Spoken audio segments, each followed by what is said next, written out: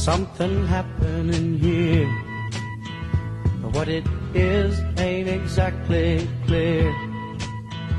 There's a man with a gun over there, telling me I got to beware.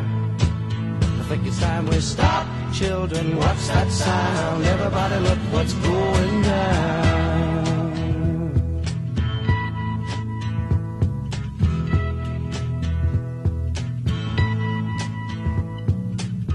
There's battle lines being drawn, nobody's right if everybody's wrong.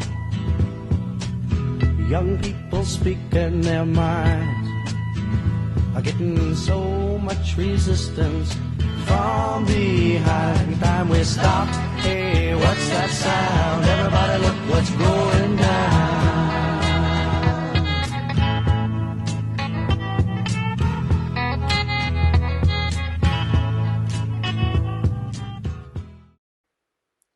Hello, welcome to day release. That's what we're calling it. Well remembered. Yeah, thank you. My name's Robin, and this is Clive. Hello. Yeah, and we are going to be reviewing some of the newest releases of films, but more kind of not hard to find, but films that you might not necessarily see, reviewed. But actually, this week we've got films that are quite standard, I guess. Documentaries this week. Right. Films that you won't see advertised on the side of buses. Yes, we'll say that at least. We'll try and do more obscure films. But documentaries are kind of, I don't know. Is it hard to find obscure documentaries? I don't know. We weren't really looking for obscure. I mainly... No. Yeah. I think we're just maybe under-discussed, and as well, because we're both in slightly different parts of the world, or not slightly different, very different. It's a bit difficult to get on board with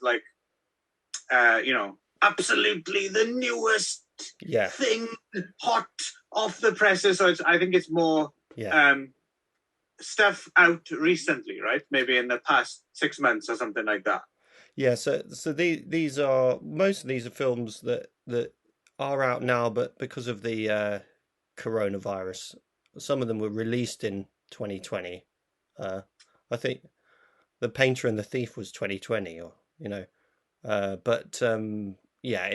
had delayed releases and things like that. But you can find them in the cinemas or online at the moment, I think, generally speaking. Yeah. And I think as well with films that, like we said, aren't the big, tentpole releases or whatever, releases tend to be a bit staggered anyway, right? Rather than everyone has to queue up and see them on the first day, and so yeah. So just I think for both you and me, right, this is a bit of an excuse to keep up to, because I don't know about you, I'm not great at keeping up to date with the latest releases. Like, I'll know what's out, but I won't get around to seeing them for ages. Yeah, it's partly that, partly because I I like Mark Commode a bit. All right. But, I don't have that many people I agree with when it comes to film. So I thought if I put someone like me, who I agree with, and you, who I also agree with most of the time, then that would be two different perspectives for the sort of strange, cranky people that are out there who find they never agree with anyone. Maybe they'll agree with us. You never know, or not. I didn't know that you also listened to. I do sometimes, but not a huge amount. Anyway, okay. So should we start with African Apocalypse then, which was the first documentary we were going to talk about. That is by Rob Lemkin. And it stars, I guess, or features Grosh Gibbs Never Femi Nylander, who is an activist, poet, academic. They don't include that often in the other reviews, but he is an academic, really. Yeah. I mean, did you know who he was prior to watching this film? I had a vague memory of who I had I think I recognize because of the Black Lives Matter protests. So I'm in the UK, you're in Japan, and so you might not have got the same thing, but the Black Lives Matter protest was obviously, and the Roads Must Fall demonstration. He had quite a big role in that. I think. Yeah, they mention that a little bit here, don't they? Because it's kind of related. I looked for videos, but only cursory. I just searched him up on YouTube. He's got his own YouTube account. He's got like old raps from when he was 9 and stuff on it. It's kind of really? tech like. But he when he was young anyway. But I didn't find any direct video of him on Question Time or something like that in the UK. One of these political programs, because there were people like him getting kind of thrown into this melee of discourse and sort of anger, and sort of various people sprung up as spokespeople for something that was quite a mass movement, so the media was scurrying around looking for a spokesperson for these people so that they could pin loads of shit to them, basically. Right, because it's quite a grassroots thing, right? So it was it was a university thing, really, and mainly Bristol, quite a lot of stuff in Bristol. That was the that was the Cecil Rhodes. That's where the Cecil Rhodes there's one thrown into the harbour, and then I think there's a Cecil Rhodes statue in the Rhodes Hall in Oxford. That's the one, because that's where he is. It's not Cecil Rhodes, is it? In Bristol, it's someone else. I can't remember now. I've forgotten his name. It was how quickly we forget. Yeah. Move on to the next. He is in Oxford, right? He's in Eton, if I remember correctly. That's where he's studying. Femi Nylander, right? He what? Sorry, he's at Oxford, right? He's at Eton. He was, yeah. Yeah. I don't know. He lives on a barge now, and I think still, yeah. He was at that in the documentary. Anyway, can you do the breakdown, because you're better than that? The plot, or if you like. Or all right. Do you want me to? Well, yeah. I could give it a go. Yeah, so Femi Nylander, I guess, in the course of his education, kind of becomes a bit more aware of history, I suppose, and he in particular he reads up on the rubber plantations in the Congo, right? Yeah.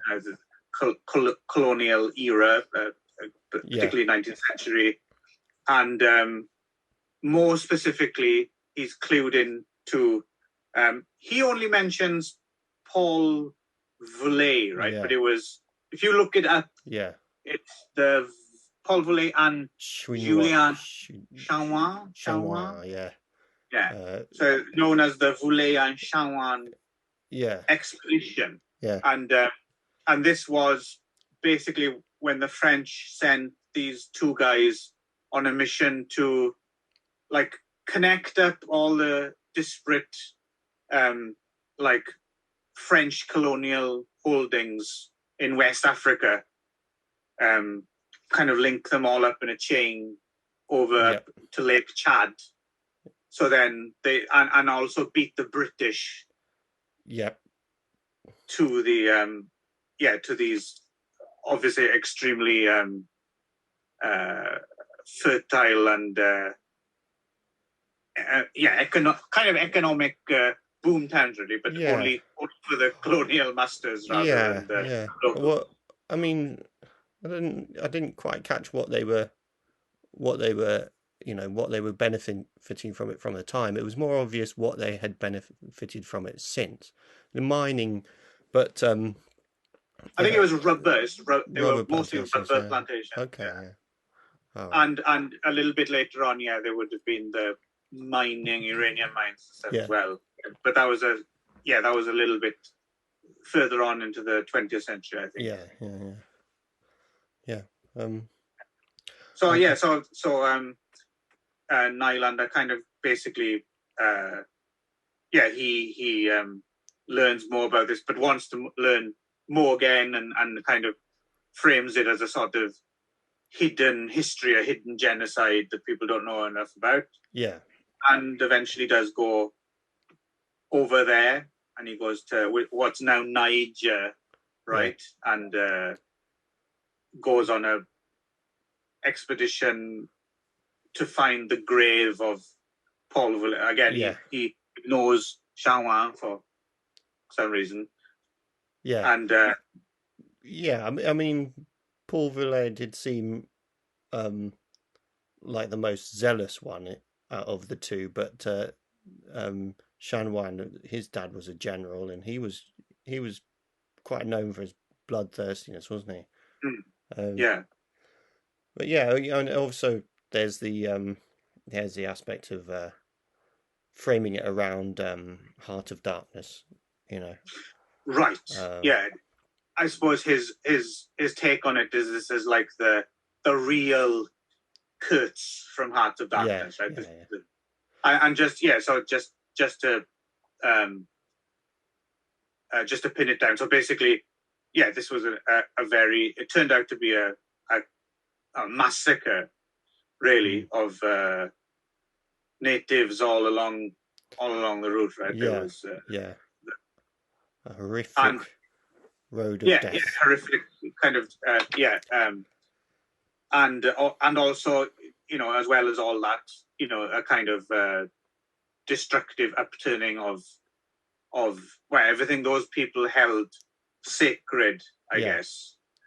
All that good colonial stuff you'd expect, really. I mean, it was actually, you know what? It was on last night on TV, actually, in the UK, because it was produced by the BBC. So if anyone wants to watch it, you might have to go through that channel. I don't know.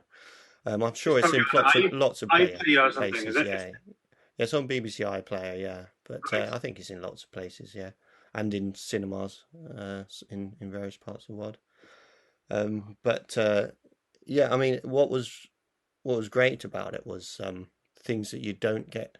Like what you get a lot is you get someone going and crying at natives, sort of thing, like, oh my god, right, and having to have a moment, away from the camera where they're it does at this point it really to me. Yeah, exactly. And the way that it's explored, you actually do get to see their point of view, which was quite different, quite noticeably different from any other documentary. And the right, no, I first off, I think you probably enjoyed this more than I did by the sounds of things, but I did appreciate in a way what they tried to do is, like, rather than just kind of rubbernecking and like remembering the names of the violators rather than the victims kind of thing. They did kind of try and get their perspective for a start. Like how do you remember it being told to you from your ancestors and stuff like that? And also not dwelling necessarily, like, look, there's other stuff going on here. Like they go to a place that makes solar panels and stuff. So I kind of appreciate I appreciate the intention, right? But I'm not sure if it really worked for this documentary. It seemed a bit like it was. Oh, by the way, it's not all shit in Africa. And then they went over here and saw this slightly nice thing. Yeah. I'm not sure if it worked. Well, I saw an interview and they were talking about how they didn't have enough time to squeeze in all the stuff they found, otherwise it would be horrifically long. But they were talking about how they actually they invented solar panels in Chad or wherever it was where they were when they were doing that, and and it back in the 19th century, and and then again through some sort of colonial issues, they they were, other things were exploited, and this famous inventor, kind of got sidelined and whatnot. Yeah. Right. Anyway, I'm a bit vague on that, but it was sort of significant that they'd gone, that that it was like a homage to that inventor who, you know Oh, okay. Because they don't mention that. yeah, so they've got a video of that, which I haven't watched, which is why I'm a bit vague, but on the film website, Oh, okay. for Because that makes more sense in a way, because that also, it's like, you can see how someone might have discovered it, but it's of no use to us Europeans because we don't have sun. Therefore, we're more interested in something else. But yeah, it's of more use to people actually living well, it there. was and it's someone from there who invented it, so obviously it's not. I don't think it's a Right. French inventor, so therefore, Right. uh, Apologies to French viewers. So it's interesting you say that about having too much to cram in. I'm wondering if it might have worked better as a mini series or something, where yeah, well, it was longer and they could cram in more detail. Because I think in terms of what you see as a documentary covering colonialism. Another thing that Rob Lemkin said in an interview was that he used to work for the BBC's race and colonialism department, which is no longer there and has been disbanded. Or and he doesn't think they would do that sort of thing before. So he became interested in colonial matters and race when he was working there, back in the 80s or something, I don't know, like 90s. Right. So you don't get that perspective, and I don't know how much of an impact Black Lives Matter had in Japan, but it was a massive deal. Yeah. So, and the fallout from it was huge, like just as in like the sort of nastiness and that it brought out. So it's very much in that context that I watch it. Yeah, that's true. I think my context is very different because it's just a sheer numbers thing. I mean, there were Black Lives Matter protests here, believe it or not, but it was like 5 people or something like that. It kind of didn't really didn't really bother the news cycle much, just because there's just not that many people here, right? It's just it's not. And but yeah, no, I think that it's difficult. I think you've put hit the nail on the head there. There's a certain cultural sensitivity at the moment that I think I'm not plugged into because I'm not immersed in it much. Yeah. And so for me, this documentary was a bit like it was neither fish nor fowl. So like on the one hand, it was I understand that to a certain extent this is it's not like super hidden history, like I had no idea the colonialists did bad things, like I thought they were already nice. So on the one hand, it's not like totally, but then again, if you do try and look up detail about this mission, that's a little bit harder to do. There aren't that many, because I tried to have a look if there's not that many books written about it or that many documentaries or anything like that. So I would have liked more. So I suppose it does raise awareness, but it doesn't. I wanted more. Like I wanted more detail. Yeah, okay. As a subject as well, Paul Voulain. Not that I knew who he was before this documentary, but it wouldn't be one of the hidden histories. It would be, but it's not. None of this stuff is taught in school. None of this stuff, and the debate that we were having was all about like, why dig up the past? And there were these, there was I mean, it just sprawled out onto the street. I don't know if you saw any of that, like the I kind mean, of yes, I mean, I was kind of aware of, but again, I wasn't necessarily, it was from a distance, right? Like, I wasn't hearing people around me talk about it in pubs or for supermarkets. example, we just down the end, well, down the road, someone had put a large. There was a boarded building, and someone put BLM on it, and then someone else had stuck their poster on it. Right, Oh, right. yeah, fucking whatever, and a big long text of like basically an enlarged tweet that they'd Yeah. done, a sort of and It's a then bit someone like, else had ripped that off, and then someone else put some other, and it started getting like, so that board yeah. became and that's just I think the people who get angry about, I don't think they quite understand maybe what, like, the Black Lives Matter movement, for example, and the protesters. And I think more than anything else, their aim is just to raise awareness, right? It's just, look, this happened, and you can't just kind of sweep it under the rug. And more than that, our relationship with it in the present day, in terms of raising statues to people who are heroes to some at a certain time, not anymore, and all that.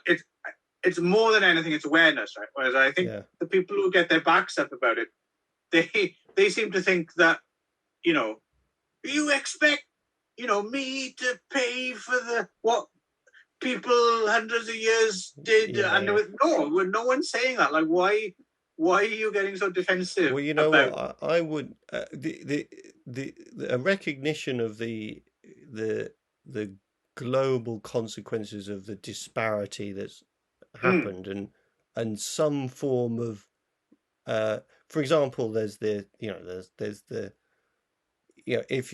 if you look at the global debt and the what we were all in the 80s, we were all kind of you had Nelson Mandela, and becoming free, and the ANC being built, and then this discussion about the kind of the massive debt that the continent of Africa owed, and then there was sort of like into the 90s there was a debate about cancelling the debt, wasn't there? And then they cancelled some of the debt, and then everyone shut up about it. And I've meant to look this up. I don't. It's not all cancelled. They didn't cancel all of the debt. They cancelled some. Like, it's like, oh yeah, well, we'll cancel the interest for now.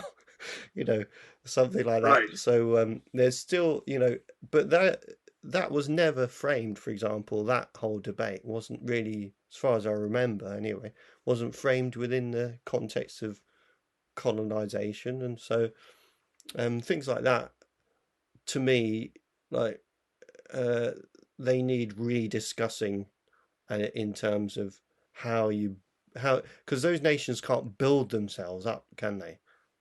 Very well. Right. And so it's all that sort of complicated.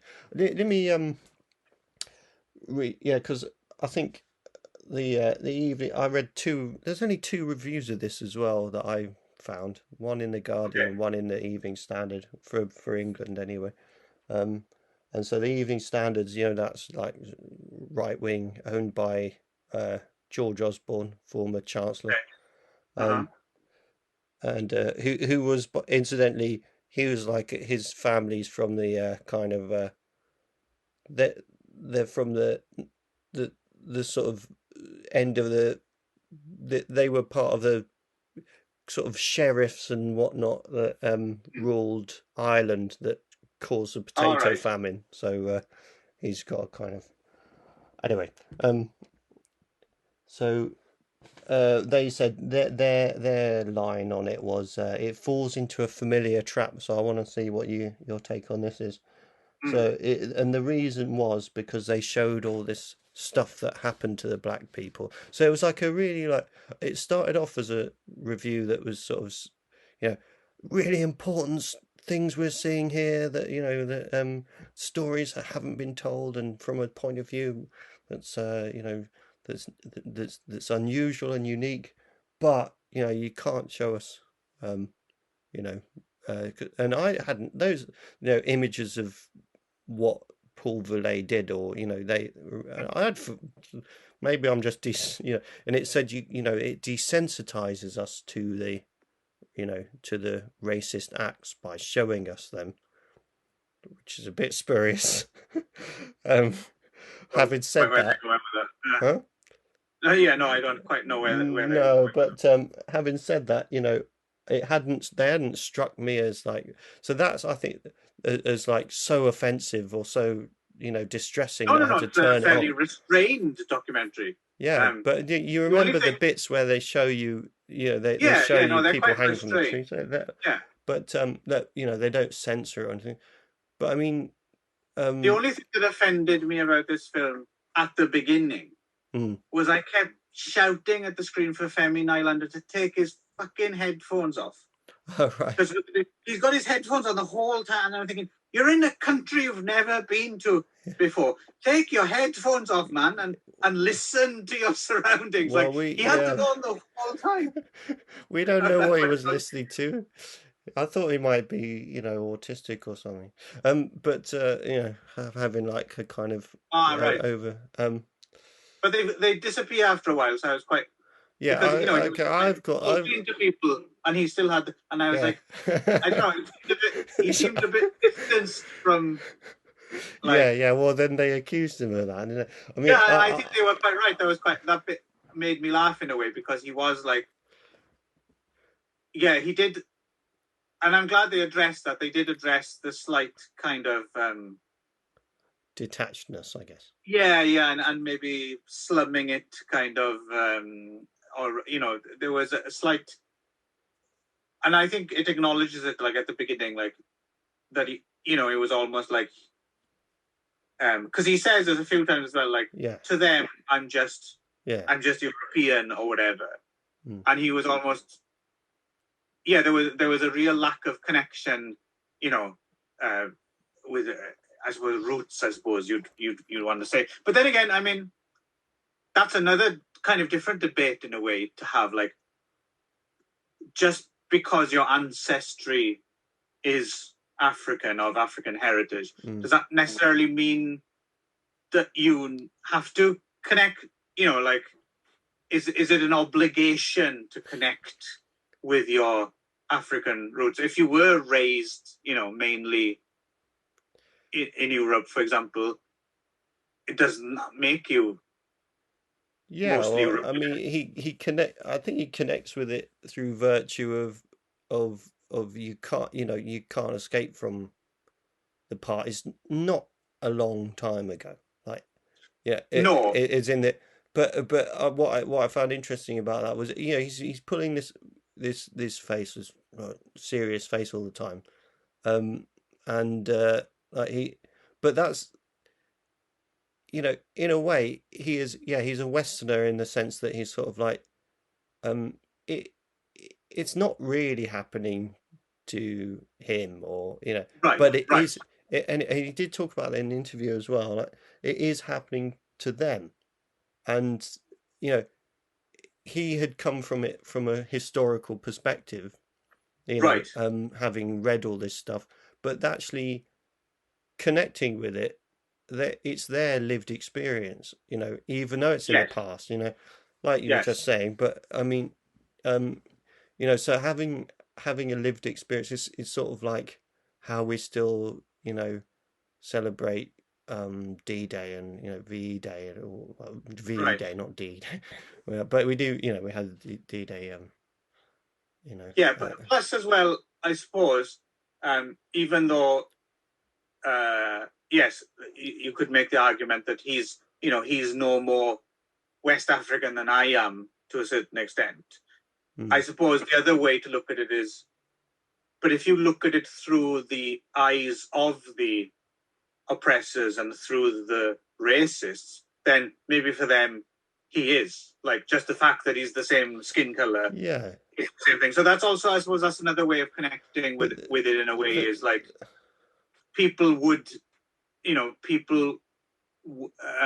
racists would react to him in exactly the same way as they would someone who is actually from Niger, because for them it's no difference. Yeah. Right? And also just the like I say, the debate. So he was caught up in this Cecil Rhodes thing, which, just explain, and then the debate around that was sort of like, you're not allowed to kind of have this past. That's the past is in the past, when it is the same. It's running concurrently with the history that that is within the present for everyone else. So Right. like the Second World War. I mean, loads of that stuff happened during, and around the Second World War. The colonial era didn't stop. Like, so it's like,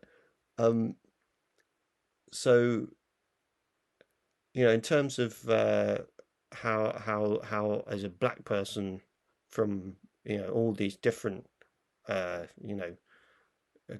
cultural experiences, is I can't even I can't sort of imagine really how it must be sort of slightly, when I say the words, I don't just there's too much going on there for me to really empathize. But culturally, it's like I can't empathize with it very well, because it's nowhere, it's not touching my lived experience. It's like having your I mean, your parents, your grandparents and whatnot, you live their experiences, don't you? But if it's sort of spread out in this sort of disparate way, and then it's connected to a whole different set of experiences, which are, we have no specific, really... So we connect to it through this huge spectrum of, in general, white guilt about all the people who are oppressed, whereas people with connections to those specific places have their own specific thing that happened to them or their people, right? So our thing is just a blanket, sorry about that kind of thing. Like, it is overwhelming in a way. But I still don't understand these people who, faced with that kind of overwhelmingness, decide, fuck you. Like, fuck you and your fucking past. Like, don't bring that in. It's like, I don't understand why, because it's not just, I'd understand to a certain extent, I kind of get to a certain extent the type of person who's like, oh, look, I don't want to talk about, like, I understand that to a certain extent. It's irresponsible to not want to talk about it, but I get that. But when it switches to this defensive and this venom comes out, then that's kind of problematic, right? Because you're like, well, why are you so like, why are you angry? Why are you angry? Like, I don't get, why do you feel so threatened by that was the thing. It ended up betraying a lot of hidden racism, that the Black Lives Matter and the... But that seems to be the case, and it's interesting because prior to that, if someone had said that to me, I probably would have thought, no, you're paranoid. I don't think people are that racist. But then, when you did have people reacting in that way, it was kind of shocking, because like you said, it was like, oh wow, so this didn't go away for quite a large part of the population. Large part of still, like, their reaction to this as well sometimes is not like accepting that atrocities were done. It's more like, oh, we never should have got involved in those places in the long run. It was more trouble than it was worth. No, you've taken the wrong message away from that again, right? Like, or there was the obviously we brought so much to them. You can't just talk about one aspect of history without looking at what we did. And then you watch this documentary, and the French build this shit road all the way, and all along that road, everywhere he goes, is just poverty, decay, and ruin. Like, I Right. mean, wherever you in a visual sense of along the Yeah. road. Yeah, I The mean, other aspect of this that I found slightly difficult to relate to, and I don't think so much the documentary's fault. It's just, if I'm going to be totally honest as well, is so when they're talking about, you know, how certain cultural practices were destroyed, and like they go and they're like, this guy, you know, he still talks to the spirit of the tree, and you know how, you know, this land was protected by ghosts, and yeah, you know, this stuff. And I can't, unfortunately, I can't switch off the rational part of my brain and go like, yeah, spirits, ghosts, look, like I can't help it. I think, yeah, that's bullshit, right? Like, that's not true. That doesn't make it, you know, that what I mean is that's almost like a separate thing in a way. Like, I wish they hadn't brought that stuff in, because that muddies the waters for me. It's like, yeah. Oh, do you know what I mean? there were there, but there was a certain level of not wanting to compromise on this documentary and exclude any point of view. I think, you know. So, for example, Right. no way would they have shown, you know, on a Michael Palin or documentary, the guides, even their point of view most of the time, but they wouldn't have shown them turning around and going, "Michael, mate, you're fucking Right. emotionless, mate. What's the matter Yeah. with you?" Yeah. No. I mean, there was a really. That's- I want to change the subject to a different documentary that we're not talking about, but there was a really good documentary on BBC about this guy who went to discover this hidden tribe, and they're these people that live up in the trees, in Oh, the it's in Papua New Guinea. yeah, and it was all kind of like National Geographic-y or stuff. And he goes through the jungle and meets these people, and you know, and they come up to him naked, and they're like, oh, and they do a dance and all that. Where we can show you, and he's giving them money all the time. I noticed Femi was also giving people money all the time, and I wondered about that.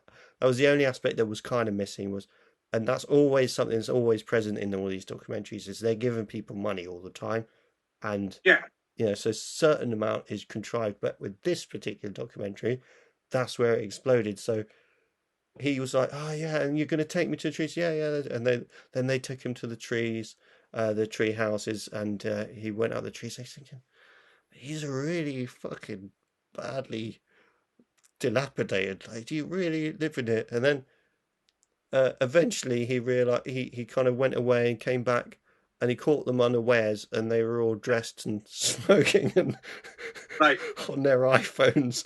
Like, oh, and, you know, and then Yeah. they Well, we went to Papua New Guinea, and like for instance, we took hundreds and hundreds of packs of cigarettes with us. That was the thing we found was useful, was handing out cigarettes, spreading cancer. So, but yeah, I remember at one point we were in some village, and you know, all the guys came out in their tribal gear and danced around us and played things, and whooping and stuff. And it was you know, fine. It was fun. It was kind of surreal and strange. But I did get that feeling that they were putting this on for our benefit. Like, well, it was completely expect us to behave like this. It was all completely for show, and then eventually he gets really annoyed, and he's like, "I want to experience the real thing." And they're like, okay, so then they take him to this hut in the middle of the forest, and it's sort of like going camping with one of your mates in Wales, and they're like, "Yeah, no, I've done a survival course," and then you realise that they haven't done a survival course, and you're fucked, and and they go, and it's pissing with rain, and like, you know, water dripping from the roof, and he's like, ah, and they're all getting really sick of each other, and they're looking at him thinking, I'm gonna kill you. And he's so posh and just clueless the whole way through, and it's like, oh, and then I realized that actually they didn't seem to have very much food on them, and I was starving. It's like fucking hell, every single thing you do. You've only just realised that this whole thing is a load of bollocks, and they live in a anyway. So I don't know how much of that there was in a African apocalypse. The other little things that I had that annoyed me though was the voiceover acting. I don't know if that was in this kind of the Oh, okay. beginning. Yeah, I don't know how you feel about voiceover acting, but it was very British and sort of very well, all very English. Yeah, it was someone doing a low French accent. Yeah, yeah, and then Yeah. the other accents for other commanders as well, the British commanders of some sort. Anyway, maybe Joseph Conrad's, Conrad, right. yeah, something like that. But it was sort of like, you could hear them waving around. That was, The Heart of Darkness thing as well was a little like when they introduced it, and then that quickly kind of got lost along the way, right?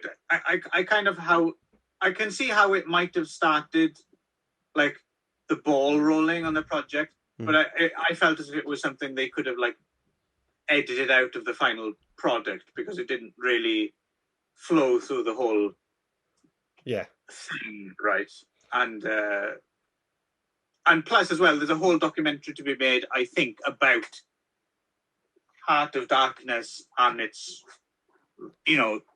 relationship to colonialism, just as a piece of literature, and the pros and cons, and looking at it from the white man's burden point of view as opposed to another. So that's like, again, that's another thing. Like, there's a lot of stuff in. It's weird. There's a lot of stuff in here, but at the same time, there's not enough.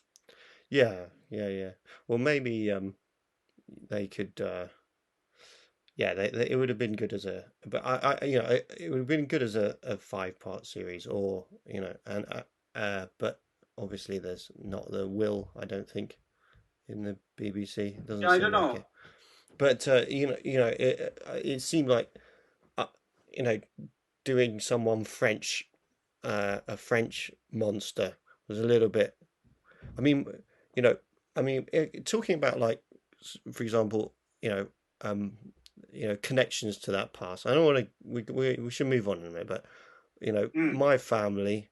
I looked that up during the Cecil Rhodes thing. The famous part of my family, and lo and behold, we had slaves and reparations and all that. Then I got into a little argument with my cousin, about whether you should pay attention to the past or not. He's like, the past in the past. And it's like, yeah, but this is like pretty recent. And then my grandfather, he worked, but I don't quite know what he did, but all of the places he worked were post-colonial or colonial places after the war, where they were kind of tying up those consolidating their assets, sort of thing. Like, as in, the Sultanate of Oman and stuff. They were in Oman. They were making sure that their leader was there and oppressing people and all that stuff. So there is a connection. At that kind of states, and Yeah, and he there's all these family videos and that I've got, but and sort of army people with feathers and sort of weird parades and whatnot. But I don't. He never talked about any of that. So just as a sort of aside about having a connection to it, but we don't talk about it. There's really a kind of a. So I would like to see. I would like to see more, like you say. But would you recommend this to anyone, or yay or nay? I would, but okay. I did. I agree with you. I'd like to see more stuff of it. Yeah, I was thinking while watching it, I was thinking, I'd much rather watch something else about it or read about it or whatever. But the thing is, when I was researching around, because I was thinking, okay, maybe I should, you know, I would like to know more about this. But yeah, there's a bit of a paucity of stuff about it. Actually, it has to be said. This particular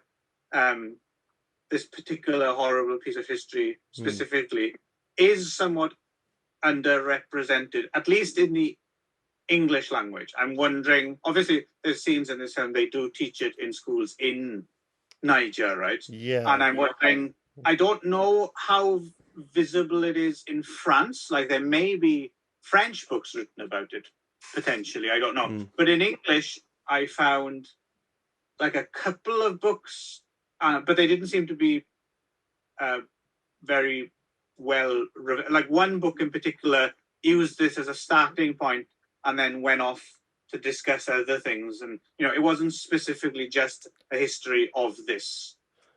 So if someone wrote that or made a good documentary about it, I'd really be, so I suppose a reluctant recommendation, because there's nothing else out there, or at least nothing else accessible that I could find. So, but I didn't think it was a particularly good documentary. And I think I mean, kudos to him to a certain extent for going and doing it and getting involved. But I think I'd rather see someone other than Femi Nylander. He seemed a bit out of his depth. Yeah, well, I don't know. Does anyone ever, when they do something like that, I mean, they're always out of their depth as a Westerner, aren't they? I mean, or yeah, no. I suppose out to their depth is part of you should be in a way as well. Like, but what I mean is he like they complained to him. They said, look, you don't seem to be connecting. I felt like that, and I didn't necessarily feel that he improved either. Like I felt he tried to, like he paid lip service. There's like that bit where the old man's talking about all his friends who died in the uranium mine, and he like holds his hand, but he looks really awkward. Like, oh, how long do I have to hold this hand for? Like at the back of it, like he never seemed to fully. Yeah, I just think that's because of he engages with things in an intellectual way rather than because he's a poet, rapper, singer type. You know, well, he used to do rap as a kid anyway, but he's you know, he does do some good singing with them, right? And that's when he seems to open up a bit and seems quite comfortable. Whereas, you know, and I've never seen anyone look quite so comfortable doing that. You know, right? And yeah, that was quite nice to see. I thought. Yeah, a valiant effort. Then I mean, right. You don't actually need us to pass judgment on it, right? But no. Yeah, that's what I think in general. No, but in terms of learning about the colonial history, would you recommend it? Yeah.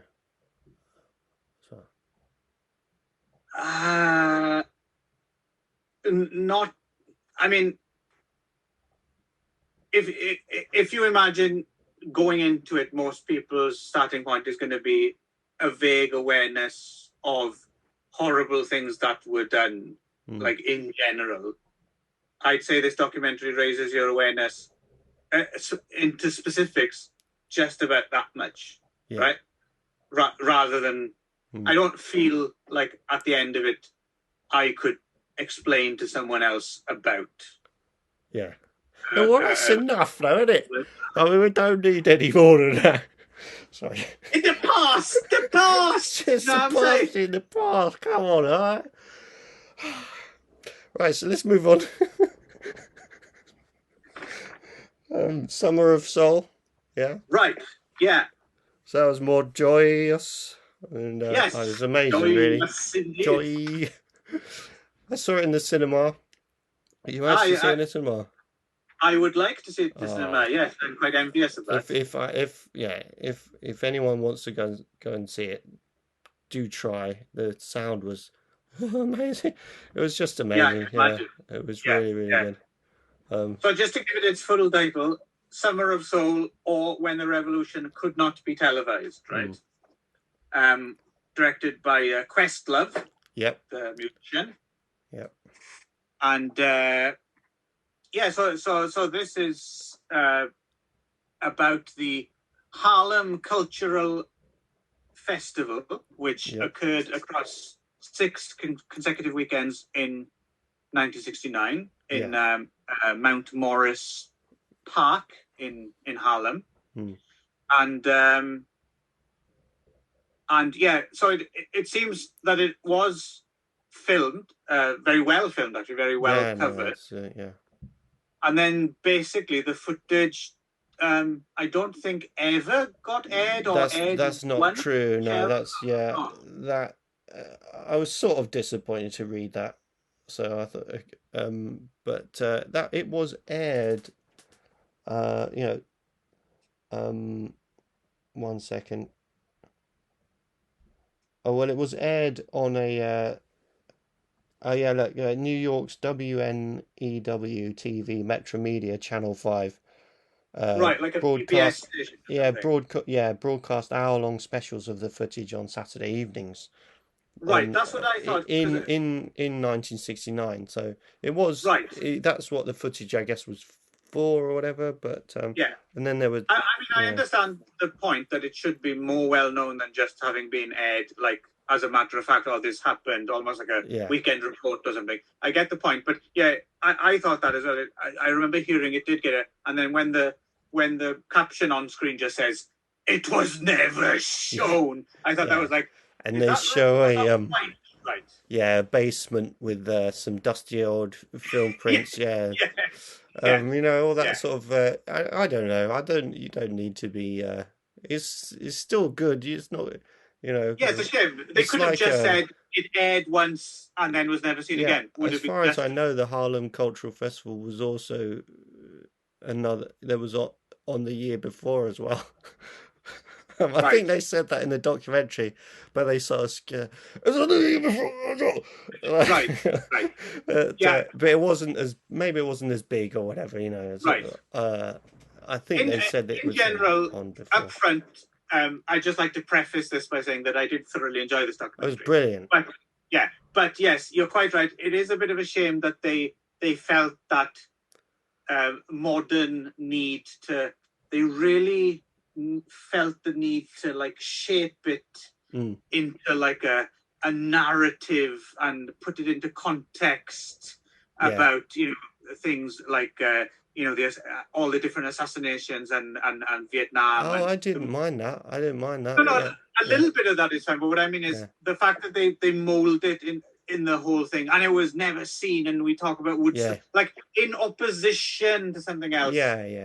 Was a bit. I think like they could have held back on the pedal a little bit with that stuff. But, I mean, because usually I hate it's totally spoils it when I have people talking, so you get really into the music and then they go, that was the most amazing thing I've ever experienced. Like, what are you doing? Like Ultima. They do it fairly well here, right? Because they do it really well. Actually enjoyable for once. Especially the kids who were there before. That was They give the music space to actually play out. And there's lots of great crowd. I mean, part of the fun is just the crowd footage. Yeah, it's amazing. Look at that guy! Wow, where's he? Wow, she's really into that though. There's a joyous. They all look brilliant, and it's just a huge kind of. Everyone, everyone's just having a great time. That's just amazing, and the music was just It starts with Stevie Wonder, doing that amazing drum, solo thing, and then gets better. From there, I couldn't fault it at all. In terms of, there's so many different angles you could, but just in terms of that from that mixtape angle, they do a really good job of building on what came before. And you got Stevie Wonder, Chambers Brothers, B.B. King, Fifth Dimension, Edwin Hawkins singers, staple singers, Clara Walker and the Gospel Redeemers, Mahalia Jackson, Jesse Jackson, surprisingly. Yeah. Sonny Sharrock, Nina Simone. Well, he didn't really sing, did he, Jesse Jackson? He just he's just part kind of that song about, or the sort of incredible, just crescendo, you know, heart-wrenching story about, you know, Martin Luther King and yeah. The one thing they did have as well, you only saw glimpses of. I'd like to have seen a bit more, because I could have sat through another hour, to be quite honest. They showed that there were some comedians as well, like Mabs, what's her name, Moms Mubley, and there were a few comedians there as well, right, amongst the musical acts as a palate cleanser, I guess. Yeah, I think it was. Yeah, I remember why. I think it sort of those bits flew past a little bit because the music was just incredible. I mean, Fifth Dimension were a bit of a revelation to me. Any ones that sort of stood out? Oh, okay, wow, you've really good. You know. But it seems like they for a lot of people, right? It seems they were like people didn't realize they were black at the start when they hear the records. I wonder, because I had that exact experience quite a few years ago where I thought, oh, they're the ones that did the, and then I checked them out, I looked them up, and I thought, well, it's obviously not them. You know, I looked them up on the internet. Wow, really? So. But in terms of the standouts for me, even though it's all of an excellent standard, has got to be Sly and the Family Stone. Just fucking amazing. And so they mentioned in this doc a few times as well, like they put it in opposition almost to like Woodstock, right? They talk about like the same year when everyone talks about Woodstock, no one talks about this. And if you've ever seen the Woodstock documentary as well, Sly and the Family Stone fucking walk off with that as well. If you watch that Woodstock documentary, again, it's all very kind of enjoyable to watch in a time capsule and everything. And then Sly and the Family Stone come on at night, and they're all like, they've got this light show, and it looks as if they've come from another planet. Like all these hippies just look like stunned, just like blown away. It's like the mothership has landed, right? And the Sly and the Family Stone come out, and they're just fucking amazing, and they don't sound like anything else. Right? It's just incredible. And here they look, they're slightly less like the stage show is a bit more normal. Here. It's quite pedestrian. But hell, what a show! Sly and the Family Stone, just amazing. And they also just I just don't think I'd really appreciate how good they were. I think they're part of the collective consciousness of music now, and just taken for granted a little bit. But they're great. I don't think I've ever. I only really started to get into them about 10 years ago or something. Like actually sit down and like listen to specific albums, and they're real groundbreaking and just great fucking band, right? Anyone you didn't know before? Mahalia, is it Mahalia, isn't it? I've never heard of Mahalia Jackson. I never heard of her before, but she. I wasn't familiar, even though I knew that. Happy Day. I didn't know the Edwin Hawkins singer. I didn't know Edwin Hawkins. Oh that was interesting, wasn't it? Wait, hang on. Was that? Oh no, I'm just going to ramble off now. And the guy from the Temptations. Like I knew the Temptations, but I didn't know him, David Ruffin. He comes out and does My Girl, right? Like, and obviously people knew who he was. Yeah. Because they're like, like just at the sound of his name, they're like, But he came out, I was like, who's David Ruffin? But he was one of the Temptations. Also Gladys Knight and the Pips. Mungo Santa Maria and Ray Barretto. They kind of bring the Latin fusion kind of stuff. That stuff was cool as well. Yeah, it was. I mean, yeah, I mean, I don't know if it was a cinema, but just some of the kind of, this the like some of that singing from Mavis Staples and Mahalia and Mm, various others as well. You just have to be, you have to sort of. I was feeling like you have to be on the verge of screaming or frustrated tears or something, mm. and you just sing it out, sort of thing. It's so Right. powerful that it's like Yeah. it can only come from one place, which is Right. sort of, Must be fucking exhausting yeah, uh, yeah. to It's like, perform like that. like it's like screaming your head off with I don't know, I really or did with like crying. Pop Staple and the Staple Singers. Like you can see why people turn to religion if that's the soundtrack, Yeah, right? yeah, yeah, yeah, Yeah, I got shivers down my spine at a few moments. yeah. Um, which because I'm kind of curious, which cinema did you watch it in?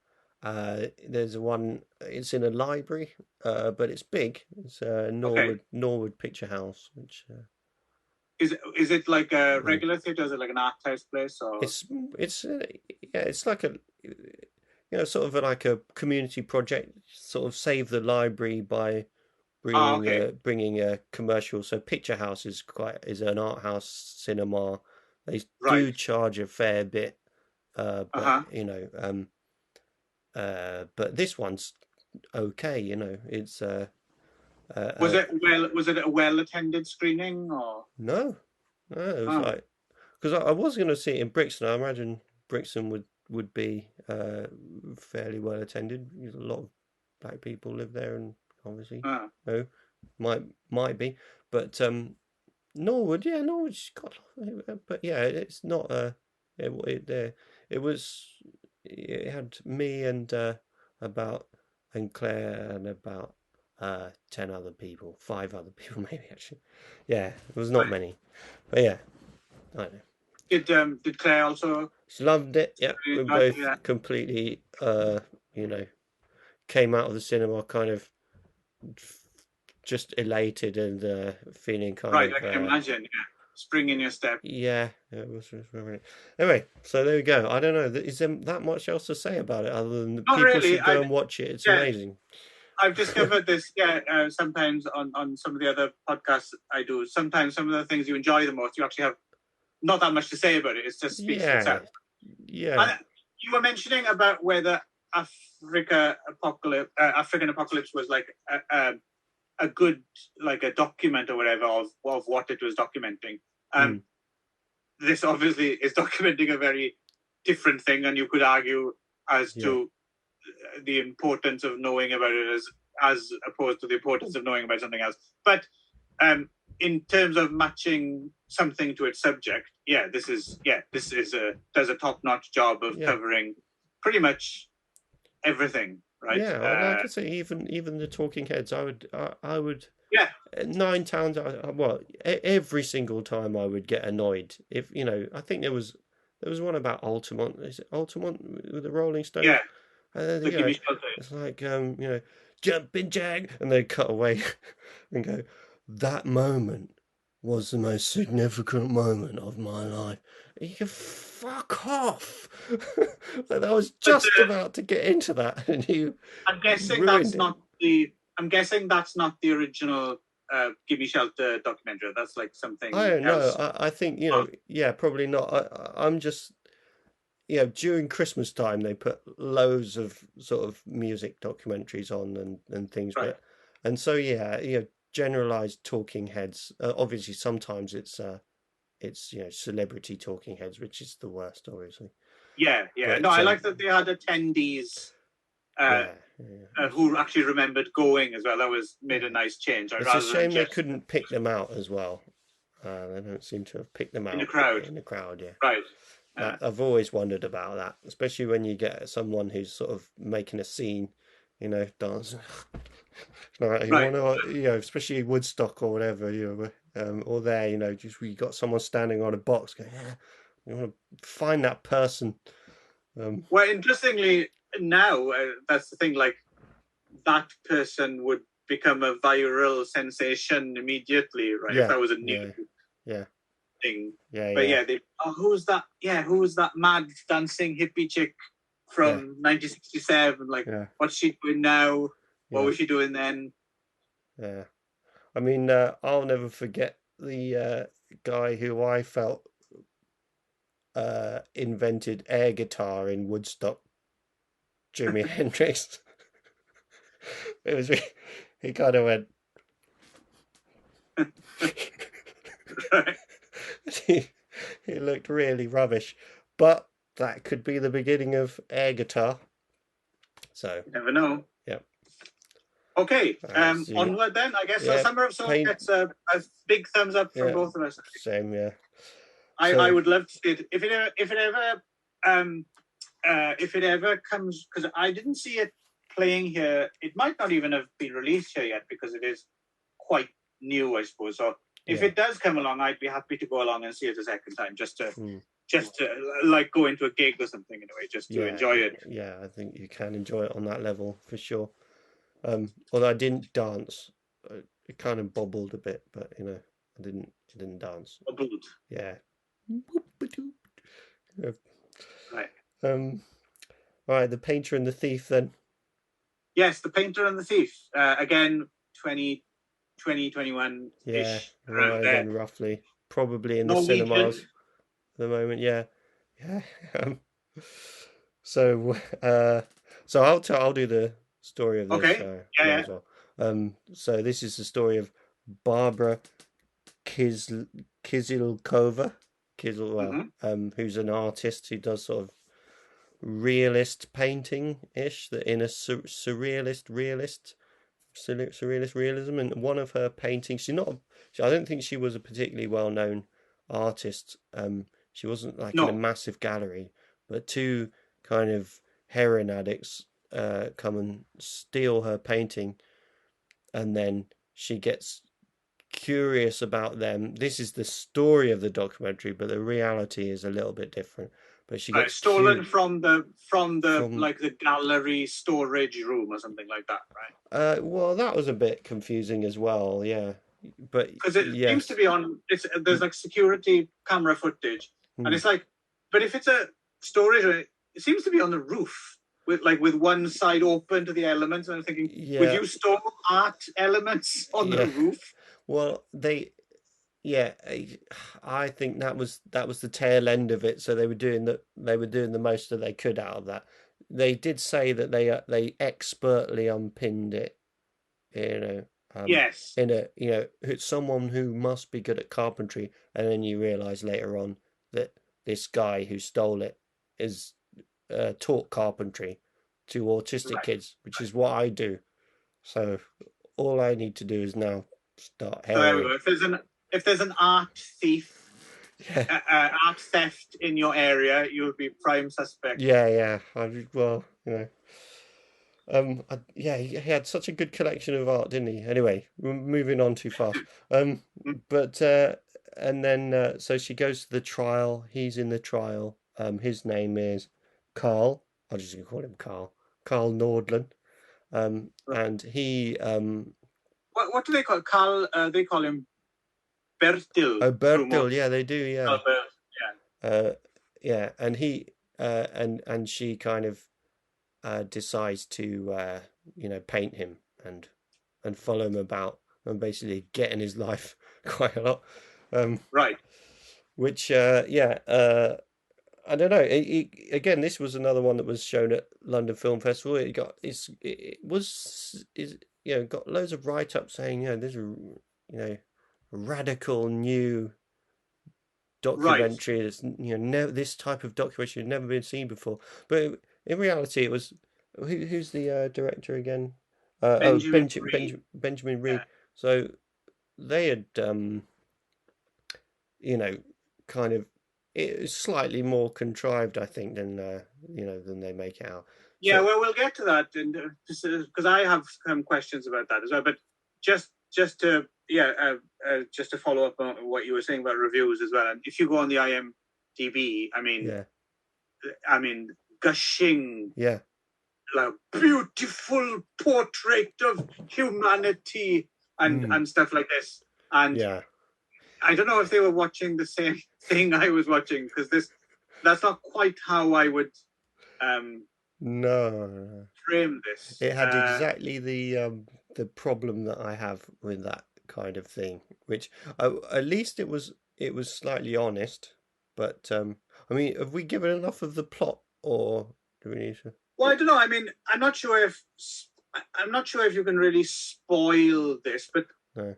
just in case, let's say, yeah, the two get kind of embroiled in each other's lives, but it's deliberately told kind of in this out of sequence way to trip you up. Yeah. So you see his side and then her side and that her side and then that side. But the ultimate, but you let's put it this way: you shouldn't expect like the big reveal that puts it all into context. That doesn't happen, right? There isn't like a secret at the heart of it, like yeah, I guess I didn't think it strains a few sinews to try and get that, though, doesn't it? It does, but it's just not there, right?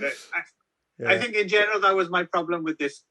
Was that I felt they, so obviously from the beginning, I guess because they film her, there's like it begins with a time lapse of her painting one of the paintings that was stolen, right? Yeah. She also has a very strange, I mean, I don't know, you know more about this than I do, but her painting style, the way she paints struck me as kind of slightly strange. Yeah, I think it's just, I don't want to be too critical of her, but it's quite sort of from a photograph, isn't it? So it's not so much even from if that she point. does. I mean, her method of painting. Yes, I know that, but that's what I mean. It's more like focusing on. It did seem like sort of like it, like this part, that part, that part. But it like, also it also sort of like spikes out, doesn't it? But I think that's quite. It didn't seem like a real way of painting. Like she'd paint like one specific thing to perfection, and then paint another bit of the canvas, and then another bit. Yeah, I mean, bear in mind there are lines on the canvas that you can't necessarily make out that she's kind of. But she, but she's using so many photographs and she's doing it so meticulously that it's kind of. I mean, I don't really like that style. I mean, what I did like about her art, I guess, was that she added surreal elements to it. But I didn't rate her as an artist really, but I mean, she was really kind of quite classic of that type. Like,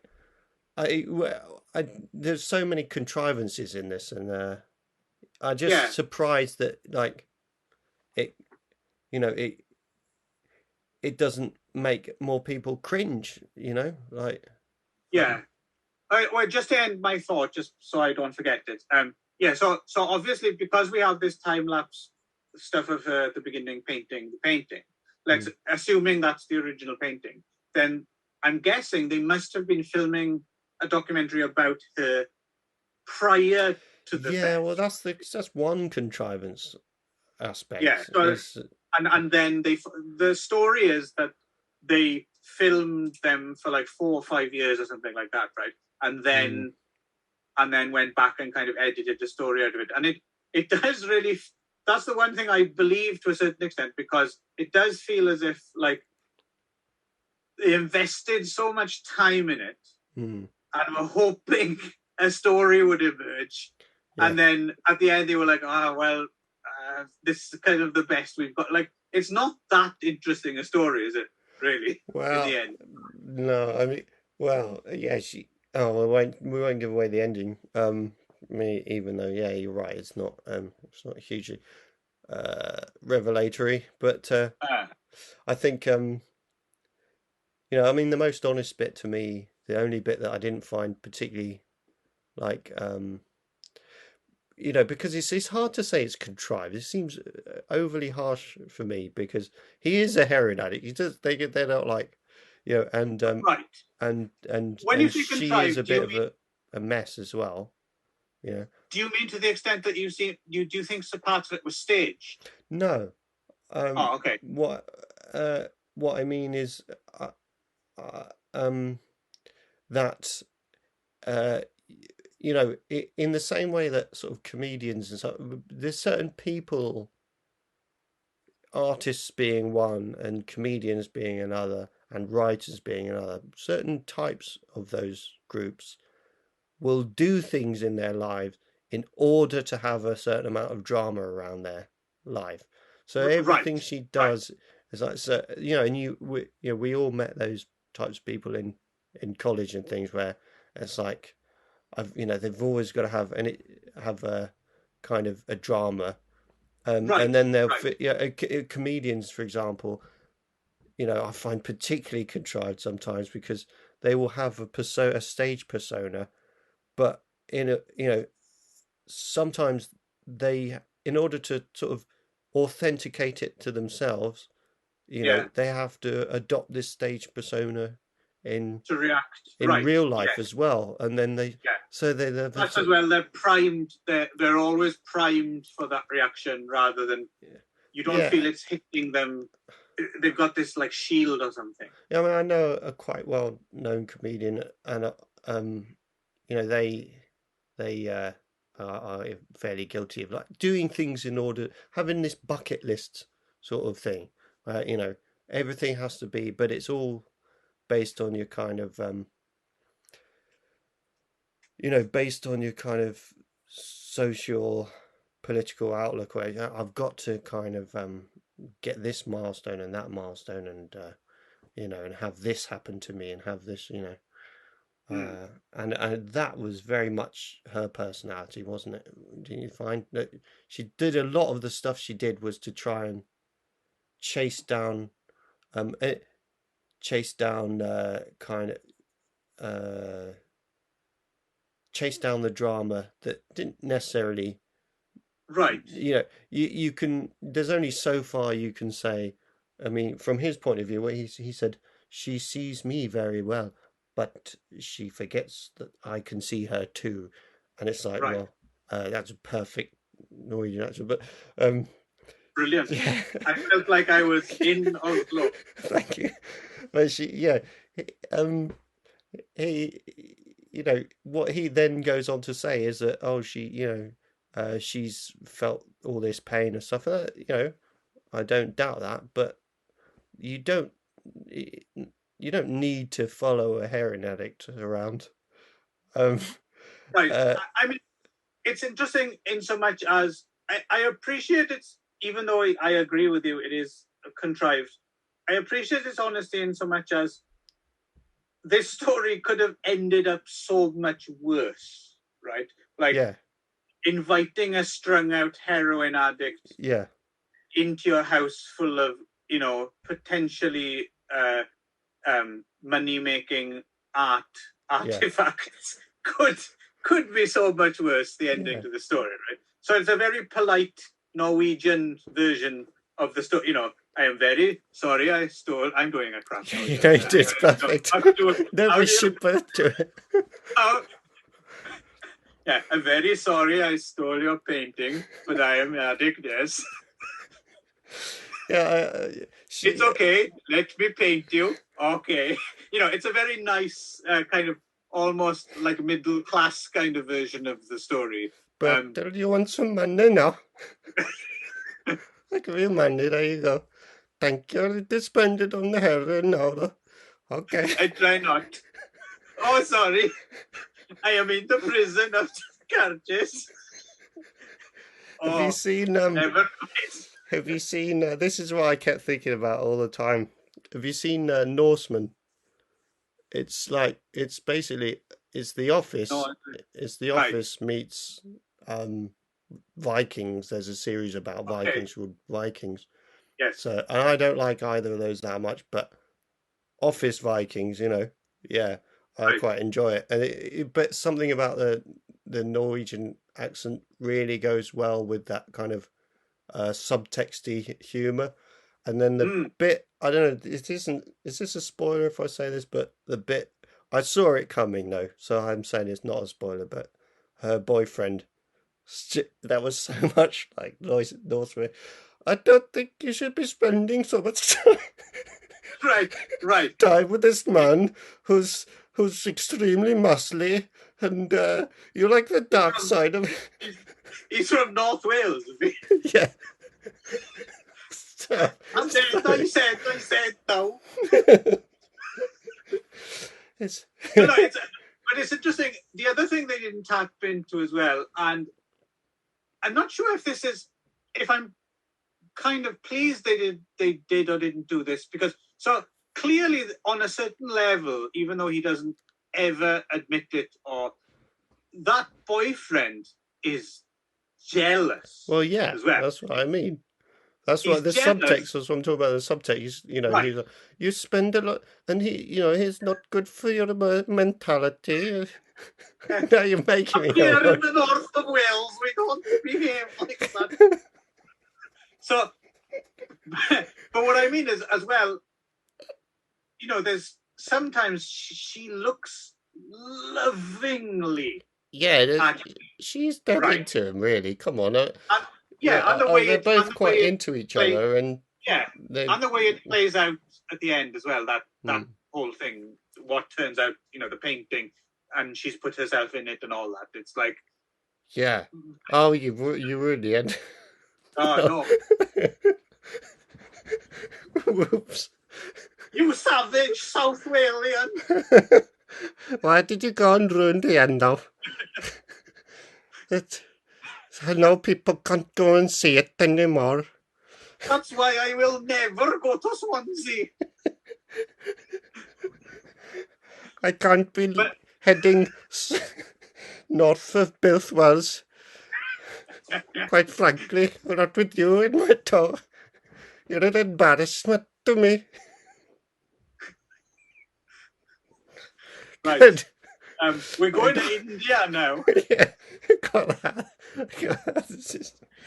Yeah. Anyway, so clearly they're kind of into each other, and then I don't know if it was entirely platonic, maybe, because I'm not saying that you can have that kind of. Yeah, you can have that kind of relationship, and it doesn't have to cross that line into the sexual. But yeah, they clearly are into each other on a certain level, and she's also self-aware enough as well, like the whole cliche thing about the artist, attaching themselves to a proper crim and kind of slumming it and living. But, she's self-aware enough about that, like to the point where they don't even have to come out and say it because it's so obvious in a way, right? Plus, like we said, it's a very civilized Scandinavian version of a junkie lifestyle, right? Like, I never really felt he was in massive danger of like freezing on the streets or something like that. I mean, he ended up in, quite frankly, the most beautiful prison I've ever seen in my life. It looked quite nice in there. It just looked like a bedroom or something. Well, I mean, it's in a forest, and the wood is inside the compound. You've got this, and it's just, it looked really, it did look nice, I have to say. But that created its own problem, didn't it? Because he then didn't want to come out, but you're thinking, real life is horrible, and that. That did look like you can just sort of. It was more of a place where you have to think about what you did, but you get to. Right. It didn't feel like one of these like American mega penitentiaries or something. It was like such a world away from. No, it's like a. Yeah, I don't know. I noticed that the walls of the prison were curved that way out, like so you couldn't get back in. So I mean, so was it absorbed? I mean, I went with this about I started to get a bit bored about halfway through.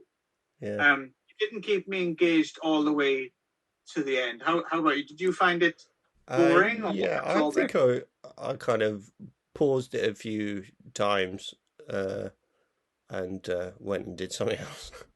I might had Right. a cup of tea or something. I don't know. Just because, yeah, I was finding it a bit.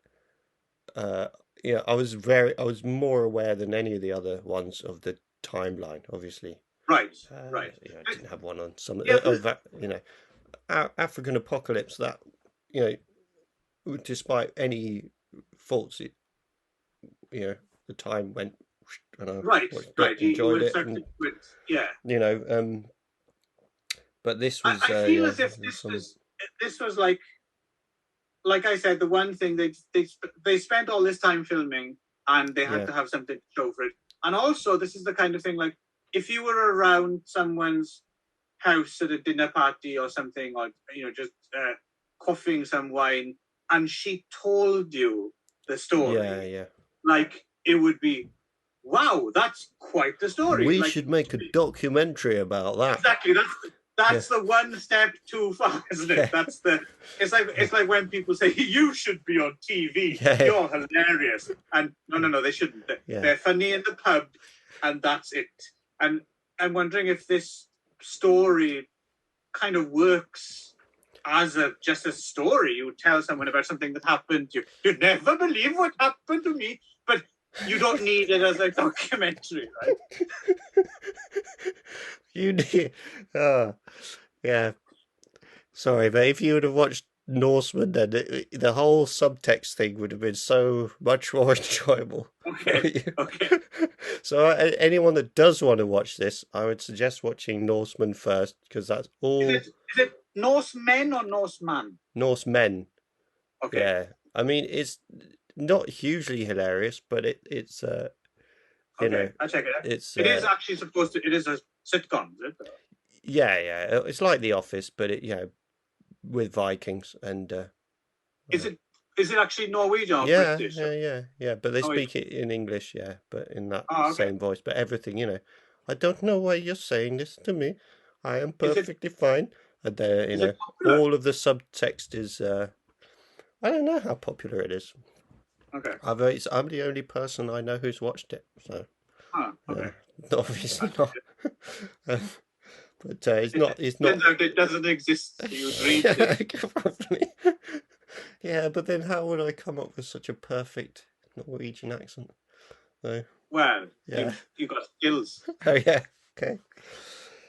Yeah, I don't know what else to say about this. I don't think I would recommend. I mean, it's odd. I mean, I didn't. Especially actually now talking about it, I've gleaned some joy from. So I'm kind of quite glad we watched it and talked about it. But it's nothing really. I mean, if I'd have just seen it and then wasn't kind of needed to talk about it, I probably would have forgot about it, right? Like in a week or something. Someone would have said, "Do you remember that film about the Czech artist in Norway in the painting stall?" And I'd be like, "Oh yeah, vaguely kind of remember it." So, but just at least I've enjoyed talking about it with you. So that's.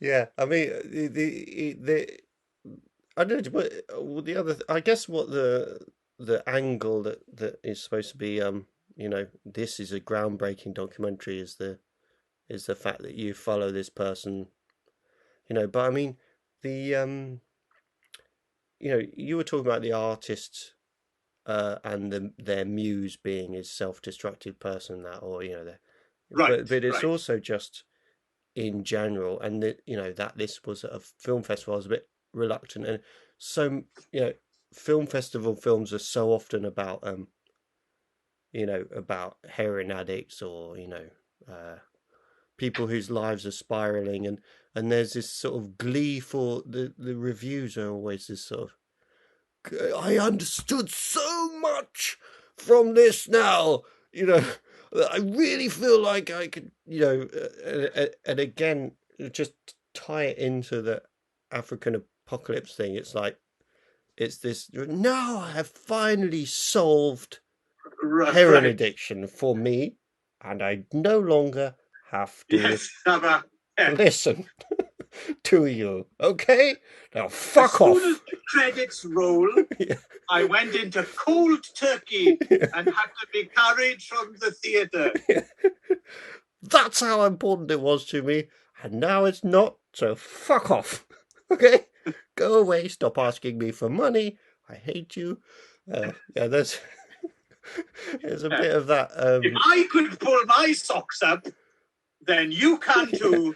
You don't have any honestly, excuse. like the Guardian. So Guardians was really gushing about this. It's just again, but it's the gushingness of it, and then they'll go and watch another film about a pregnant heroin addict woman. And now I understand so much about pregnancy and heroin, and it's so bad, and like it just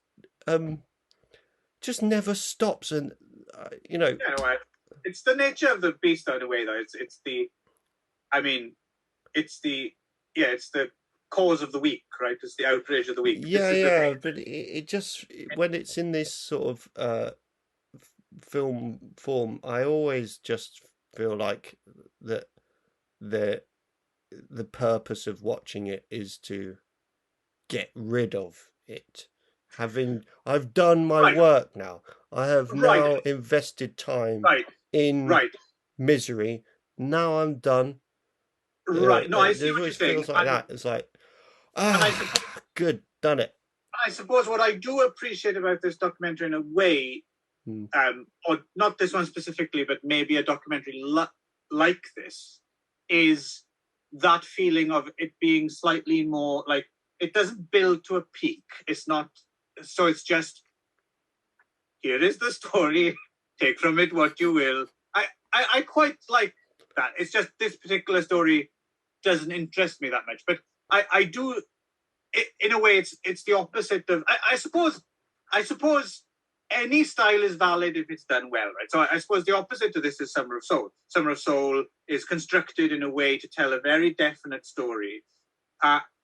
So that's the antithesis of this. But because it's done well, it's fine. If you see what I mean. I don't have anything against it. Whereas if it's done badly, I don't like that approach, and I would prefer this kind of approach. Whereas in this case, I'm not interested in the story, so it doesn't do anything for me. Yeah, So yeah. it's the right tools for the job, right?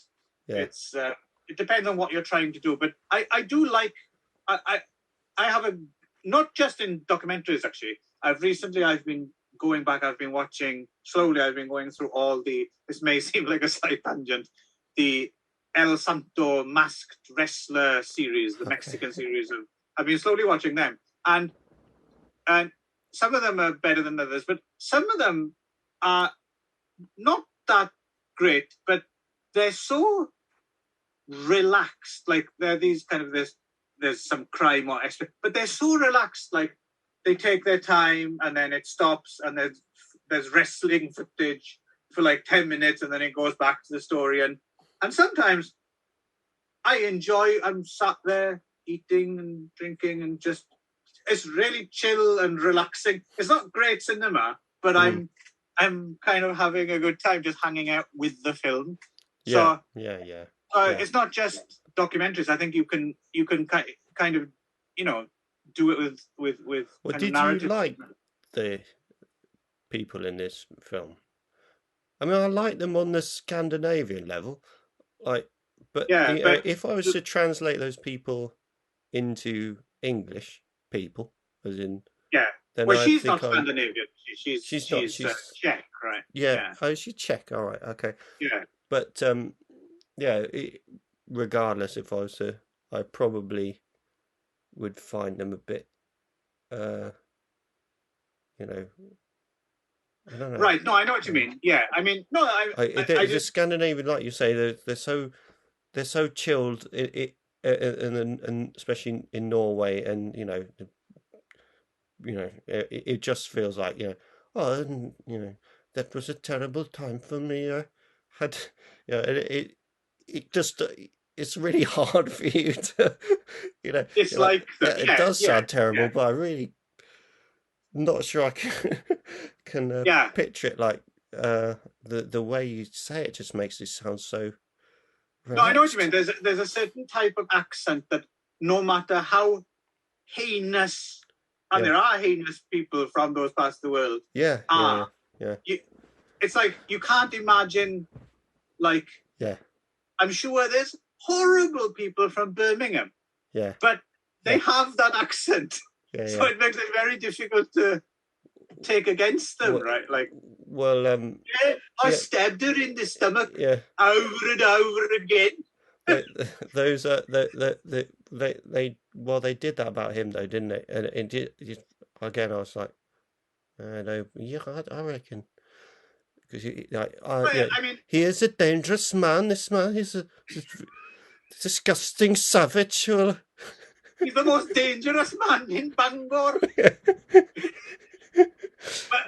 But to be honest, I don't think anyone. And again, they could have whitewashed it a bit. Like I'm sure he at some point while ripping off some place, he's probably clonked some night watchman over the head or something in his life. But you never saw him do anything particularly horrible to another person. It was all property damage or theft. It was never like muggings or but they did try to make. I mean, they only spent a brief spell trying to make him out to be dangerous, and then focus the rest on how nice he was. And how which could be true. I don't know. Again, I suppose the difficulty I'm having is giving enough of a shit about the story to be incensed one way or the other, or to care. Or it's just it's just not that. It's not that interesting. It's even it doesn't make me annoyed or angry or it's just I'm not quite sure why this exists. But that's okay. Again, that's fine. You do you documentary. Huh? You do you documentary. Right. Dutch people, they can't sound angry, can they? No. They just wanted to pick up another group of people. Anyway, so right, I think we're done and dusted. I mean, that's pretty good. We're coming up. We just ran over just an hour and a half. All right. For 3 films, that's pretty good. That's because we can carry on talking without recording it. So yeah, I need to check whether I did record. Yeah. And that, yeah. Well, anyway, if we did record it, that was episode 1 of Day Release. And so the idea is we'll be along in another month, maybe from whenever this goes up, with some more exciting or otherwise new releases. Yeah. Yep. Okay. Yeah. So until then, bye. See ya.